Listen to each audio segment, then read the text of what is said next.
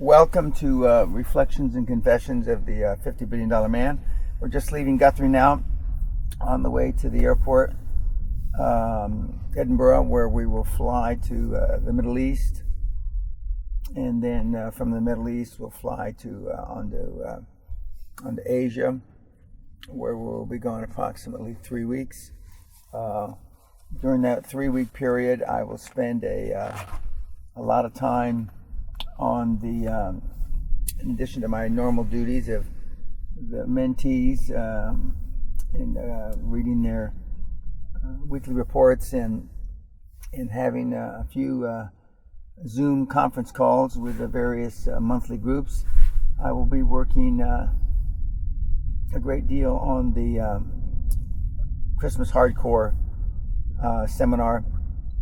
As I made a comment on my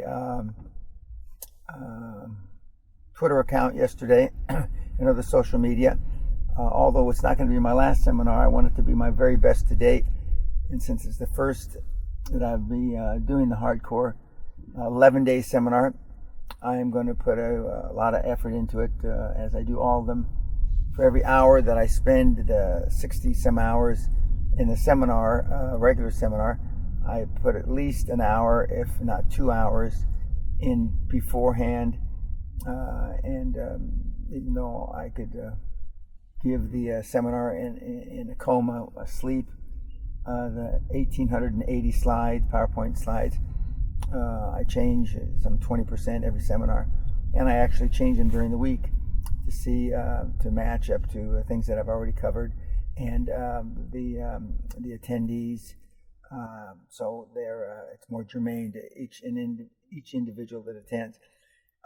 Since I have no history for the 11-day seminar, and since we're not going to be going through but maybe 50 to 80, maybe 100 PowerPoint slides, it's going to be quite different. We've asked all the attendees to present 2 case studies that they would like reviewed, with questions as if we were going to buy the business or correspondingly sell the business. I would be surprised if the kids didn't put forth their own businesses, at least one of the case studies, but that may not be the case. So we'll see. And I'm not going to pick both case studies. I might not even pick one of the case studies that they turn in, but it's good training for them to put forward the information. And I asked them, give all information that you'd like to have if you were buying a business, and or all the information that you'd like to see before you would sell your business. In other words, you'd give to somebody else. So we'll see what level of sophistication and what level of information and detail the kids give me. And we're going to cover each group. As it looks now, we will have 4 or 5 groups, and each group will break up into subgroups or breakouts and spend several hours a day and into the evening working on the cases. And then in the morning, before lunch, we will go over the results where I will critique. But they're going to have to make decisions on a case-by-case basis daily. So they're not going to have to be able to fuck around and procrastinate as they do now. They have to pull their fingers out, because one of the things that I teach in QLA demands is the deal's either hot or it's not. And so we'll be able to ascertain whether these dogs hunt or they don't hunt.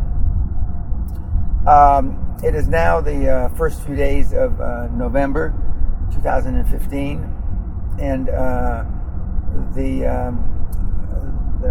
Castle seminar ended about a week ago, a little less than a week ago actually, and the new October 2015 mentees are added to the group of mentees, and the old 2014 October mentees drop off the group. And so we have rotating groups of approximately 5 seminars yearly, and that's will continue for the foreseeable future. As we've already announced, the new seminar, Beyond the Castle Seminar, hardcore seminar over Christmas, which is the 24th of December, Christmas Eve, through the 3rd of January, 11 days. The first regular seminar that we're going to have will be the 1st through the 8th of February 2016.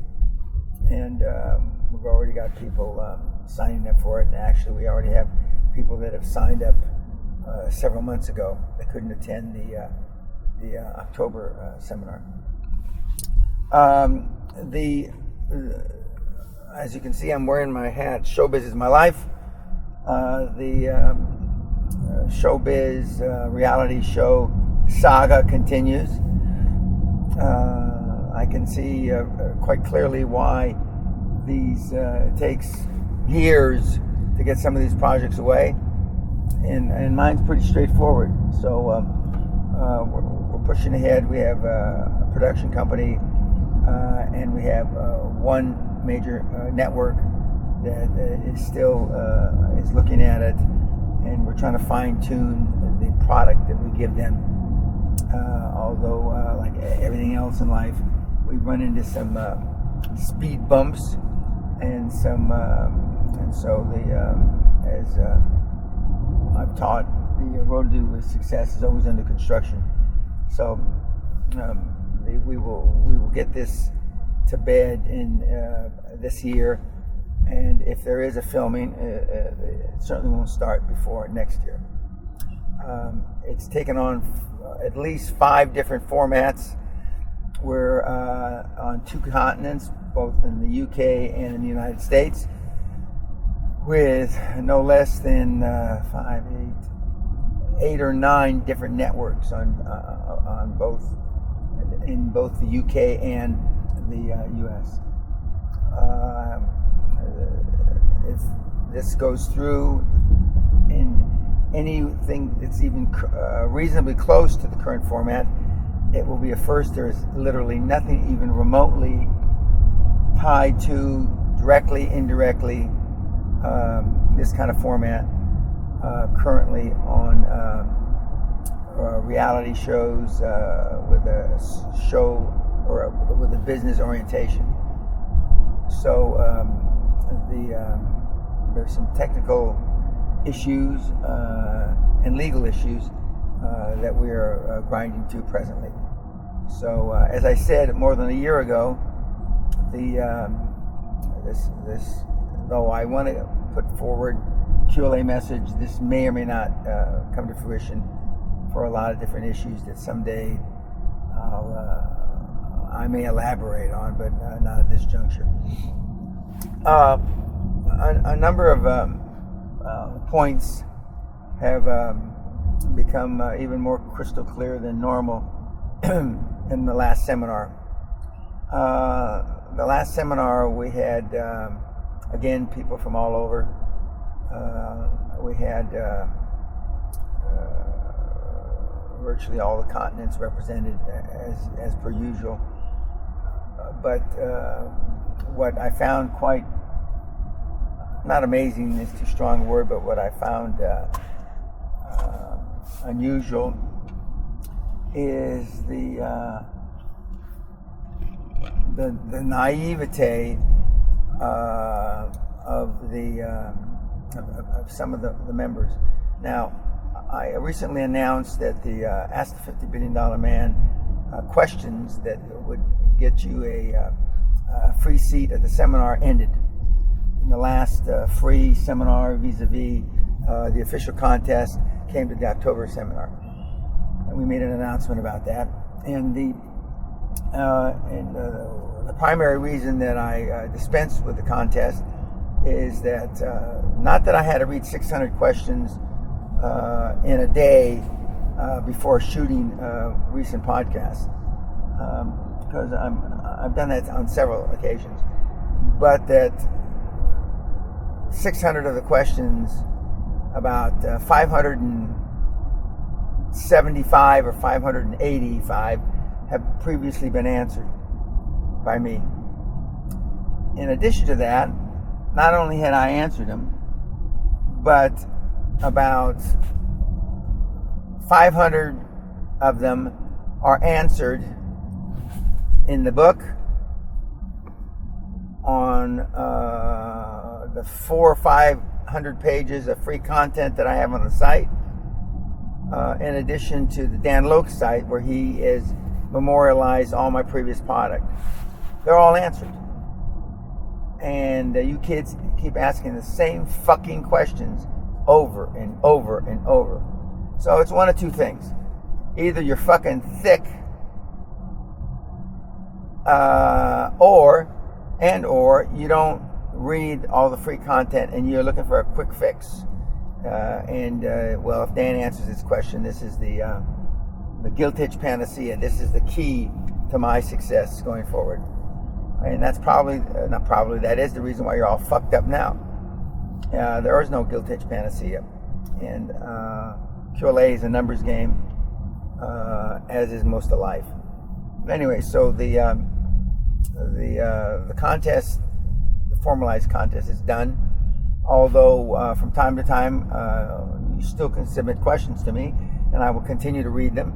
But perhaps now that there's no free seminar per se, the serious QLA devotees will ask me questions.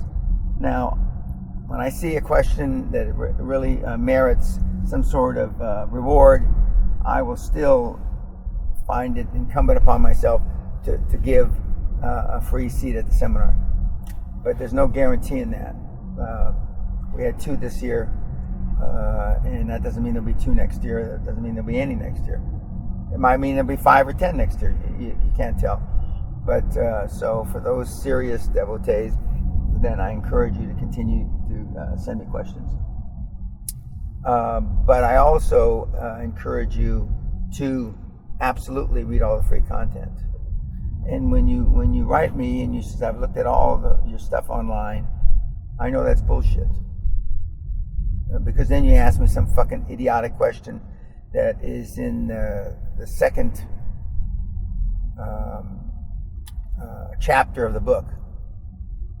And speaking of my book, Your First 100 Million, I am currently recording. I've had 2 recordings so far, where something special is going to be in 2016, whereby I will be reading from my book with editors and author's notes. So I'll read pages, and then I'll say author's note, and I'll highlight things that have happened since it was published, the second edition in 2009. And so I will be reading those pages, and at current pace, I will not finish reading the book anytime soon. But it will add some flavor to it. It will also make it not impossible, because nothing's impossible, but close to impossible for you techies to record my book and then use it for your own devices, because it will be many hours of recording, and but I think that it's good value for you, and it was suggested by a couple of my current mentees. So I thought about it and I decided to do it, and we've now had 2 recordings, and I'm sure I'll record a couple more before the end of the year, but I'm sure the recordings will go through 2016 into 2017, because I'm sure it will take at least 25 or 30 or even 40 recordings to get through the book.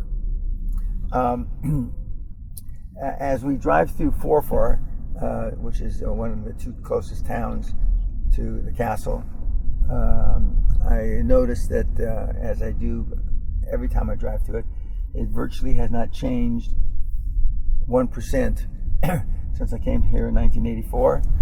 other than the cars are more modern now than they were in 1984 when I first moved here.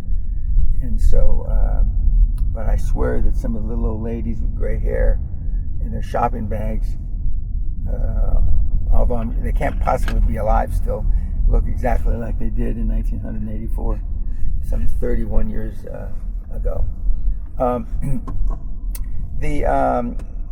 A couple of updates. A number of people that are signing up for the castle in February seem to think that we accept everybody to the castle, and that's not true. We don't. Although we accept most, there's a number of people we don't accept for various and sundry reasons. But we try to put together a group that is will add value to the other guys and gals. Speaking of gals, this last seminar we had 2 women. We had a woman from China. Her name's too long to say, but we called her Ting. And we had a French woman who is just now moving from India back to London. So normally if we have any women, it's only normally 1. But this group we had 2. And the Chinese woman happens to be the partner of another mentee who came to the seminar earlier in the year, who is building his dream team in the acquisition mode now. And she and her partner are coming to the hardcore. She's coming as a partner, not a participant, but she felt that she wanted to know more about QLA so she could better appreciate what her partner was going through. And I think that it's an understatement to say that she is better equipped. The French lady is moving back from India, where she had a senior marketing position, and she's moving to London. And so she is looking at the QLA to launch something for herself, as were virtually all the other members of the seminar. An interesting sidebar is that only about half of each seminar attendees, half of them, have a business idea when they first come. Only about half. And they, some of them, maybe a quarter of those or half of those, come away with an idea that they're going to move forward with. But the rest, which is a significant number, don't come up with the idea until they go back to their homes and they start doing research, and they look for something that they're passionate about. About 20 or 25% of the kids that come to the Castle seminar, their ideas, while they thought were good, after me pointing out some of the flaws in their thinking, they discard. And we had a number of those this last week, and they are either looking for another idea, or they've latched onto one. Now, since about 1986-ish, I've been telling people that healthcare and telecommunications, which now includes the internet, are the 2 waves of the future. I was proven correct when I said that in 1986-ish, and it's still true. People like myself, baby boomers, don't want to die, and they continue to put money into companies and ideas that will prolong their life. By the same token, telco, which is now the internet, more and more people of the 7+ billion people on the planet have telephones, and more have internet, and of course I didn't know the internet was coming when I said that, but it still makes healthcare and telco stroke internet still two of the best areas to go into. If you can find something that you're passionate about, if you can find something that, instead of work, it's passion. Because when you're working 10, 12, 14 hours a day, something that you don't love doing gets old quickly. And again, one of the kids commented, if this was so easy, even though we give you a process to follow, there'd be a Steve Jobs and Elon Musk and Bill Gates on every street corner, like Starbucks. Now, one of the things that I emphasize more now than perhaps I did in the past. In the past, the other podcasts and DVDs, etc., and books that you've read and seminars you've attended, you've learned how to perhaps play a financial instrument. One of the potpourri of things that are available. What the QLA seminar does is it connects the dots, if you will, and you learn the difference between playing an instrument and playing the entire orchestra. Debt, equity, hedge fund, commercial banks, insurance companies, accountants, lawyers, dream team, industry experts, and I could go on. And so you have the full gamut from A to Z to get your idea, your dream across the goal line for you and your family.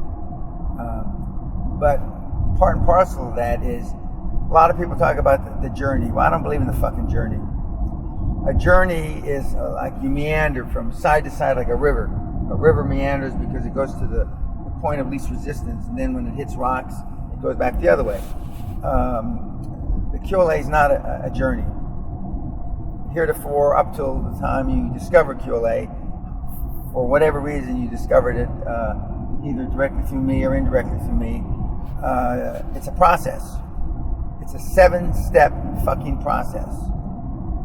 For those of you that are aware of the 12 steps programs for AA, etc., they tell you, oh, yeah, Dan, my name's Dan and I'm an alcoholic, my name's Joe and I'm a drug addict, yada, yada. They say, oh, hi, Joe. And then you come in and you say, I slipped this week. Well, and they welcome you back with open arms. Well, the 7-step program of QLA doesn't welcome anybody back with open arms. Step 1, 2, 3, 4, 5, 6, 7 in that order, and there's no skipping. And if you skip the steps and you try to go to the end, you'll fail. And we explain why you'll fail, although we've had countless people try to go from step 1 to step 5, etc. But it's a process. I mean, it's a delineated process that has been successful for 22 years for kids just like you listening to this or watching this, and it's been successful for me for over 40 years. And even though they didn't call it QLA, 50, 70 years ago, I mean, QLA or the methodology has been around for decades upon decades upon decades, dating back to Andrew Carnegie, to name just one, who's from just down the road here, a little ways from where we're driving right now, on the way to Dundee before we go to Edinburgh. But I can't emphasize enough, it is a process. It's not a journey. It's not a journey. A journey, you don't know where you're going. A process, you do. And I can't emphasize that enough. And that's one of the things that I pound into the heads of the kids the first day or two,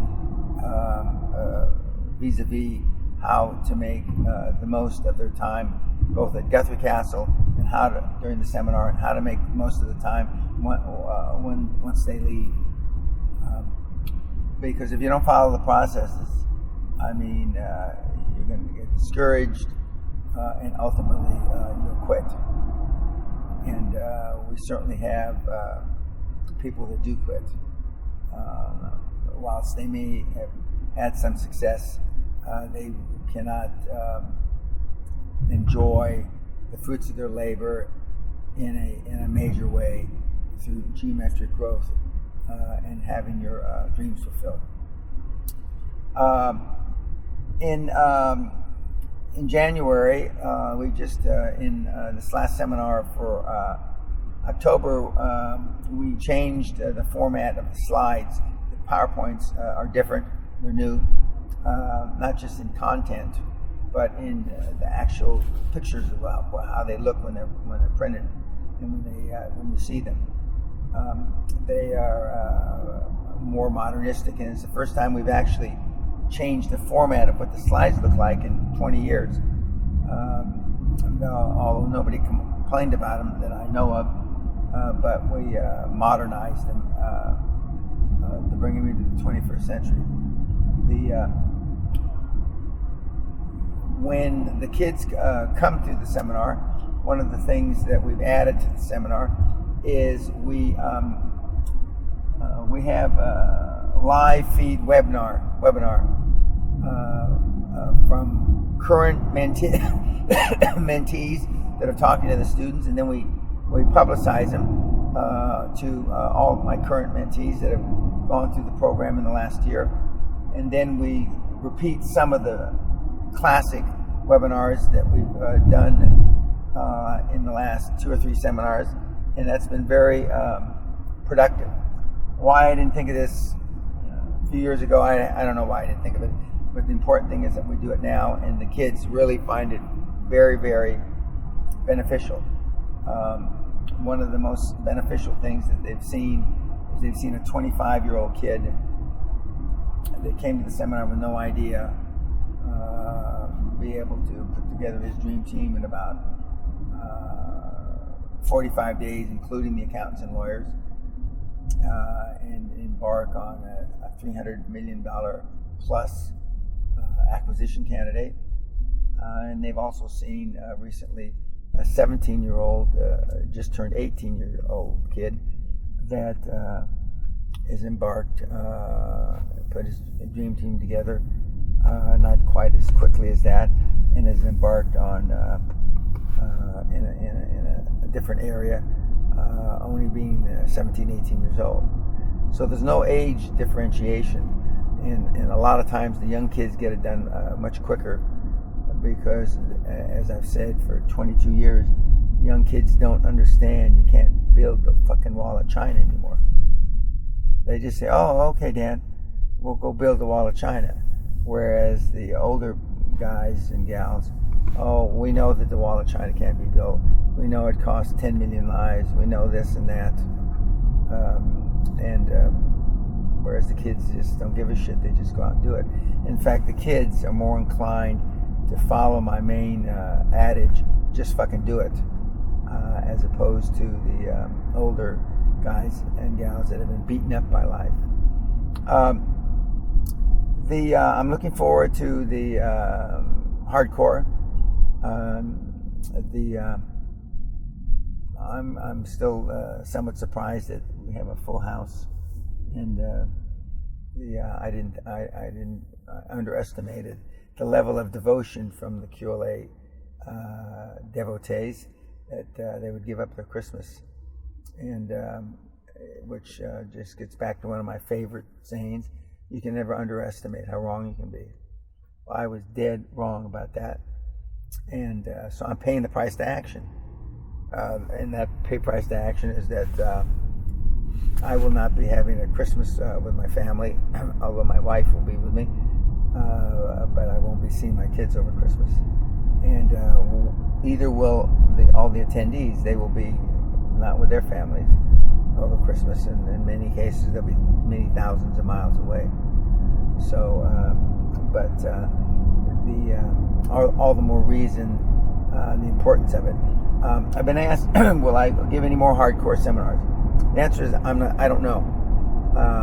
I expect this one to be a real extravaganza, and some of the celebratory things we'll be doing on Christmas Day and New Year's Eve and New Year's Day will be very special, and they'll be memorialized as on YouTube for history as the regular seminar.